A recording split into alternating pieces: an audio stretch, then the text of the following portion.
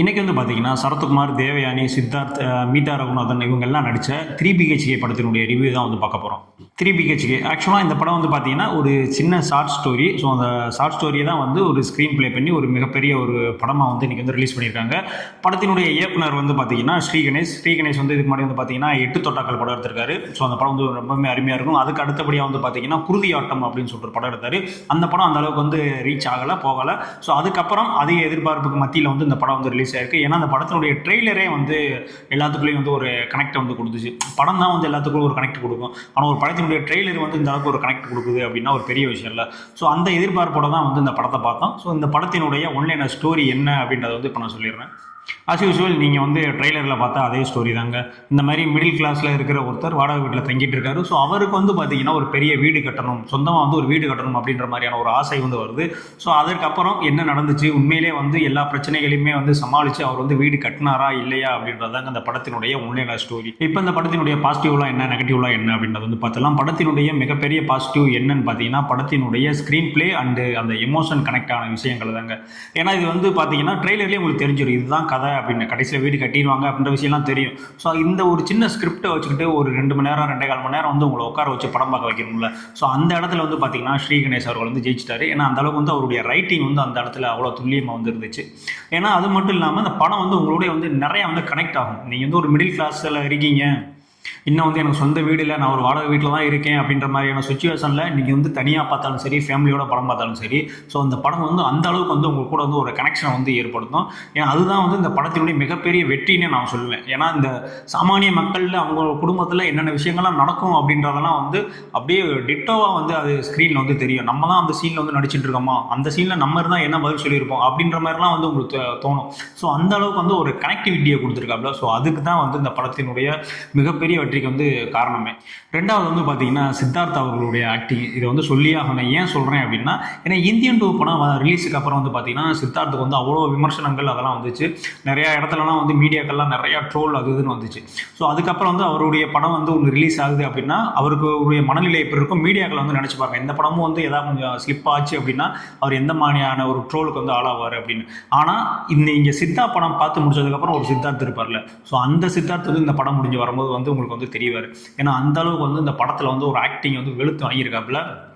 ஏன்னா படமே வந்து பார்த்தீங்கன்னா ஒரு 20 இயர்ஸ் அந்த ஜேர்னியில் நடக்கிற மாதிரி இருக்குது. ஸோ வந்து அவர் ஸ்கூல் படிக்கிறது, காலேஜ், அந்த மாதிரியான ஒரு நிறைய வேரியேஷன் வந்து நிறைய டிரான்ஸ்ஃபர்மேஷனில் வந்து வராரு. ஸோ அவர் வந்து டிஹெச்சிங்கெலாம் அதெல்லாம் எப்படி சிஜியில் பண்ணாங்களா இல்லை நார்மலாகவே வந்து அவர் மீச தாடியெல்லாம் எடுத்துகிட்டு அவ்வளோ சின்ன பையலாக இருக்கா அப்படியா அப்படின்றது தெரியல. ஏன்னா அந்த அளவுக்கு வந்து அந்த மேக்கப்லேயுமே வந்து நிறையா வந்து ஒர்க் பண்ணியிருந்தாங்க. மேக்கப் ஆர்டிஸ்ட்டுமே வந்து நல்லா வந்து ஒர்க் பண்ணியிருந்தாங்க. ஏன்னா சரத்குமாருக்குமே வந்து பார்த்தீங்கன்னா 2 டிரான்ஸ்ஃபர்மேஷன் காட்டணும், ஒரு 20 வருஷத்துக்கு முன்னால் 20 வருஷத்துக்கு அப்புறம் அப்படின்னு. அதே மாதிரி சித்தார்த்துக்குமே வந்து அதே மாதிரியான ஒரு டிரான்ஸ்ஃபர்மேஷன் காட்டணும். ஸோ எல்லாமே வந்து மேக்கப் லெவலில் வந்து எல்லாமே வந்து பக்காவாக பண்ணியிருந்தாங்க.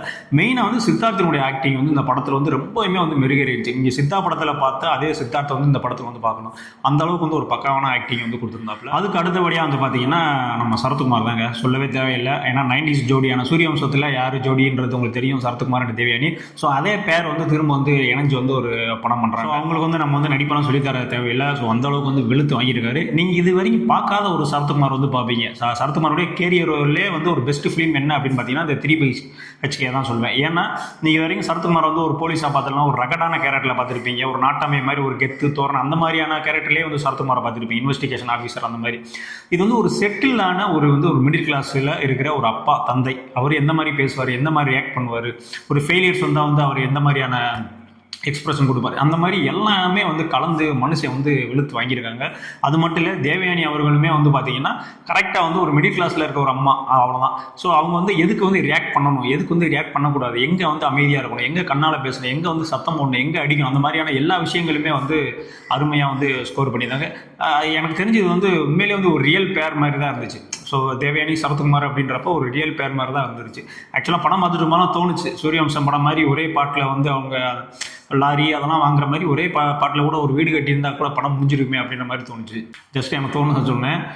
அடுத்தபடியாக பார்த்தீங்கன்னா படத்தில் வந்து வில்லன் அப்படின்ற மாதிரிலாம் தனியாக எதுவும் கேரக்டர் அந்த மாதிரிலாம் வந்து எதுவும் சித்தரிக்கப்படலை. எனக்கு தெரிஞ்சு படத்தினுடைய வில்லன் யார் அப்படின்னு வந்து பார்த்தீங்கன்னா, ஒன்று வந்து பார்த்தீங்கன்னா படத்தினுடைய அந்த ஸ்க்ரீன் பிளே இருக்கக்கூடிய அந்தந்த சுச்சுவேஷன், அதை வந்து நான் வீடு கட்டுறதுக்காக வந்து பணம் சேர்த்துட்டு இருக்கேன், நீ சேர்த்து வைப்ப திரும்ப வேற ஒரு செலவு வந்துடும், நீ திரும்ப சேர்த்து வைப்ப வேற ஏதாவது ஒரு பிரச்சனை வந்துடும், அந்த மாதிரியான ஒரு சுச்சுவேஷன் வந்து உருவாகுது இல்லை. ஸோ அந்த சுச்சுவேஷன் தான் வில்லன். அதுக்கு அடுத்தபடியாக பார்த்தீங்கன்னா சரத்குமார் தான் வந்து எனக்கு தெரிஞ்ச படத்தினுடைய வில்லனாக தெரிஞ்சார். ஏன் அப்படி சொல்கிறேன் அப்படின்னு வந்து பார்த்தீங்கன்னா, ஆக்சுவலாக படத்தில் வில்லனாக இல்லை, நான் சொல்கிறேன் ஏன் அப்படி தெரிஞ்சார் அப்படின்னு வந்து பார்த்தீங்கன்னா, ஏன்னா அவர் எடுக்கக்கூடிய டிசிஷன், இந்த படத்தில் அவர் எடுக்கக்கூடிய எல்லா டிசிஷனுமே வந்து ராங்காக தான் இருக்கும். அவர் இதை நோக்கி போவார், அது ஃபெயிலியர் ஆயிரும். வீட்டில் ஆல்ரெடி சொல்லியிருப்பாங்க, இருந்தாலுமே வந்து அந்த வேலையை வந்து பண்ணியிருப்பாரு. ஸோ அந்த மாதிரி அவர் எடுக்கக்கூடிய எல்லா விஷயங்களுமே வந்து ஃபெயிலியராக ஆகும். ஸோ அதற்கு ஏற்ற மாதிரி வந்து சுச்சுவேஷனும் வந்து அமையறனால, ஸோ எனக்கு தெரிஞ்ச படத்துடைய வில்லன் என்னன்னு பார்த்தீங்கன்னா, ஸ்க்ரீன் பிளேல இருக்கக்கூடிய சுச்சுவேஷனும் சரத்குமார் அவர்களுடைய அந்த சின்ன சின்ன டிசிஷன் தான் வந்து படத்தினுடைய வில்லனாக வந்து சித்தரிக்கப்பட்டு ஸ்டோரி வந்து மூவ் ஆகிட்டு இருக்கு.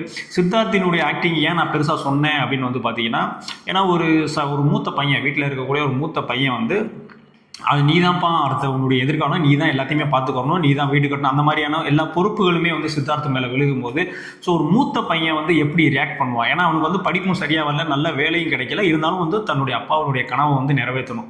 ஸோ அந்த மாதிரி சுச்சுவேஷனில் ஒரு பையன் வந்து எப்படி ரியாக்ட் பண்ணுவான்ல, ஸோ அதை தான் வந்து ரியலாக வந்து பண்ணி காமிச்சிருக்காப்புல. அதனால தான் வந்து நான் சித்தார்த்தனுடைய ஆக்டிங் வந்து இவ்வளோ தூரம் சொன்னேன். அது மட்டும் இல்லை, மீதா இருக்கணும். அதான் ஆக்சுவலாக நீங்கள் குட் நைட் படத்தில் வந்து அவங்களுடைய ஆக்டிங் எல்லாம் நீங்கள் வந்து பார்த்துருப்பீங்க. அதெல்லாம் வந்து ஒரு ஓவர்டேக் பண்ணி வந்து ஒரு ஆக்டிங் வந்து இதில் கொடுத்துருப்பாங்க. அது முக்கியமாக சொல்கிறேன். முக்கியமாக வந்து ஒரு பையன் இருக்கான் அப்படின்னா, ஒரு தன்னுடைய தங்கச்சியோ அக்காவோ வந்து கட்டி கொடுக்க போகிறான் அப்படின்னா, என்னென்ன எக்ஸ்பெக்டேஷன்லாம் வந்து அவன் வந்து வச்சுருப்பான். அது மட்டும் இல்லாமல் அந்த பொண்ணுக்கு வந்து என்னென்ன எக்ஸ்பெக்டேஷன்லாம் இருக்கும். ஸோ அதெல்லாம் வந்து ஒரு சீனில் வந்து அப்படியே பிச்சு தெறிக்க விட்டுருப்பாங்க ஆக்டிங்கில். அது கிட்டத்தட்ட வந்து பார்த்தீங்கன்னா ஒரு நிமிஷம் வந்து ஒரு சிங்கிள் டேக்லேயே வந்து வரும் அந்த சீன்லாம். அதெல்லாம் வந்து ஆக்டிங் வந்து மிரட்டி விட்டுருவாங்க. எனக்கு தெரிஞ்சு இன்னும் தமிழ் சினிமாவில் ஒரு 10-15 வருஷத்துக்கு வந்து கதாநாயகி இந்த மாதிரி ஹோம்லி கேரக்டர் பண்ணுறதுக்கு மீதா ரகுநாதன் தான், வேறு சாய்ஸே வந்து கிடையாது அப்படின்ற மாதிரி கூட சொல்லலாம். ஏன்னா அந்த அளவுக்கு வந்து ஒரு தரமான ஆக்டிங் வந்து இந்த படத்தில் கொடுத்துருந்தாங்க. சித்தார்த்துக்கு ஜோடியாக வந்த அவங்களும் வந்து பார்த்தீங்கன்னா ஓரளவுக்கு அவங்களுக்கு கொடுக்கப்பட்ட கதாபாத்திரங்கள் என்னவோ அதை வந்து ஓரளவுக்கு வந்து செட்டில்டாகவே வந்து பண்ணியிருந்தாங்க அப்படின்னு தான் சொல்ல முடியும். காமெடிகள் வந்து அங்கங்கே இருக்குது. அந்த யோகி பாபு வர இடங்கள்ல சில இடங்கள்ல வந்து காமெடி வந்து ஒர்க் அவுட் ஆகுது. மற்றபடி வந்து பார்த்தீங்கன்னா படம் வந்து கொஞ்சம் ஒரு சீரியஸ் டோன்லேயே தான் போயிட்டு இருக்கும். நீங்கள் ஃபர்ஸ்ட் ஹாஃப் ஃபுல்லாக பார்த்தீங்கன்னா அந்த ஒரு ஸ்கூல் லைஃபு, அந்த ஸ்கூலில் இருக்க அந்த பப்பி லவ், அக்கா தங்கச்சிக்குள்ள ஒரு சண்டை, அந்த குடும்பத்துடைய அரவணைப்பு, இப்படியே தான் வந்து ஃபர்ஸ்ட் ஹாஃப் போகும். செகண்ட் ஹாஃப் வந்து பார்த்தீங்கன்னா கொஞ்சம் அந்த ட்ராமாஸ் வந்து இருக்கும்.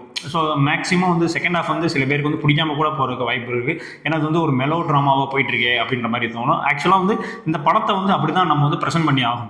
ஏன்னா இது வந்து பார்த்தீங்கன்னா கதையே வந்து ஒரு எமோஷனலான கதை தான். நான் வந்து இந்த படத்தில் வந்து எனக்கு வந்து மாஸ் சீன்ஸ் வேணும், இந்த படத்தில் எனக்கு ஒரு ஐட்டம் சாங் வேணும், டான்ஸ் வேணும், ஒரு மாஸ் டைலாக்ஸ் எல்லாம் வேணும், அந்த மாதிரிலாம் வந்து எதிர்பார்த்து வந்து இந்த படத்துக்கெல்லாம் போயிடாதீங்க. ஏன்னா அந்த மாதிரியான எந்த எலமெண்ட்ஸுமே வந்து இந்த படத்தில் வந்து கிடையவே கிடையாது. ஸோ படத்தை வந்து நெகட்டிவே இல்லையா அப்படின்னு கேட்டால் ஃபர்ஸ்ட் ஹாஃப் பகல் செகண்ட் ஹாஃப் சில இடங்களில் வந்து லேக் ஆகும். ஏன்னா படம் கொஞ்சம் லென்த் அந்த மாதிரியான விஷயங்களை தான் தோணுமே ஒழிய, மற்றபடி வந்து படத்தில் வந்து உங்களுக்கு கண்டினியூஸாக வந்து ஜேர்னி ஆகிட்டே தான் இருப்பீங்க. ஸோ அந்த அளவுக்கான ஒரு தரமான ஸ்க்ரீன் பிளே தான் வந்து படத்தை கொடுத்துருக்காங்க. அது மட்டும் இல்லை, நீங்கள் வந்து ஒரு மிடில் கிளாஸ் பையனாக இருந்தீங்க, இன்னும் வீடு கட்டலை, அந்த மாதிரியான சுச்சுவேஷன்லாம் இருந்தீங்க அப்படின்னா கண்டிப்பாக வந்து இந்த படம் வந்து ஒரு வெல் கனெக்டடான ஒரு படங்க. கண்டிப்பாக வந்து இதெல்லாம் போய் தேட்டரில் தான் பார்க்கணும். வேறு எங்கேயுமே நான் வந்து ஃபோனில் டவுன்லோட் பண்ணி பார்க்க அந்த மாதிரிலாம் பார்த்தீங்க அப்படின்னா அந்த படத்தினுடைய அந்த ஃபீலே போய்டும், உண்மையான அந்த கனெக்டே வந்து போயிடும்.